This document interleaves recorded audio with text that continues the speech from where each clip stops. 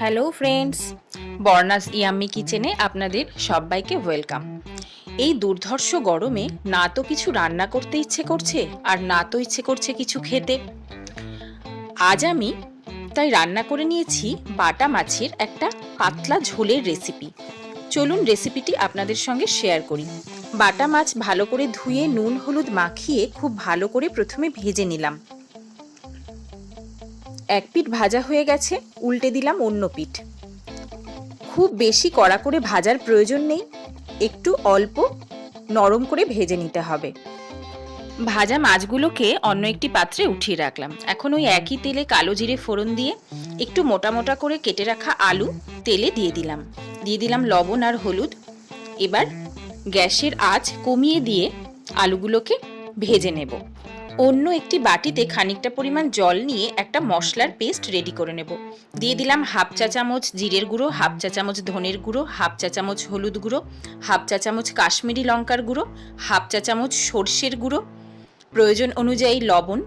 এখন সমগ্র উপকরণ খুব ভালোভাবে মিশিয়ে পাশে রেখে দিলাম। এবার ঢাকনা খুলে আলুগুলো নাড়াচাড়া করে অন্য পিঠটি উল্টে দিলাম। এরকম মোটা মোটা করে ঝিঙে কেটে রেখেছিলাম।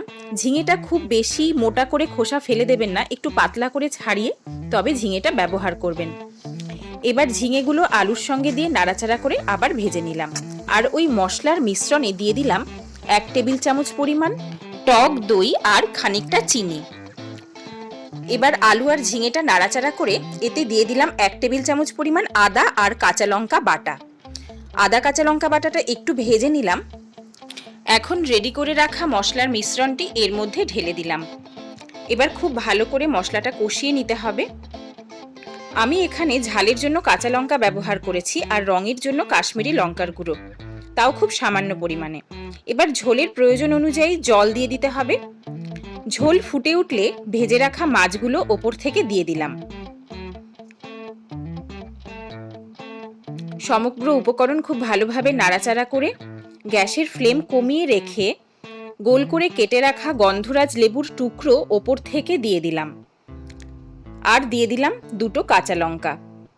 গ্যাসের ফ্লেম লো করে দিয়ে এবার ঢাকা দিয়ে দিলাম। কিছুটা সময় ঢাকা দিয়ে রেখে দিতে হবে। স্ট্যান্ডিং টাইমে রেখেছিলাম 2 মিনিট।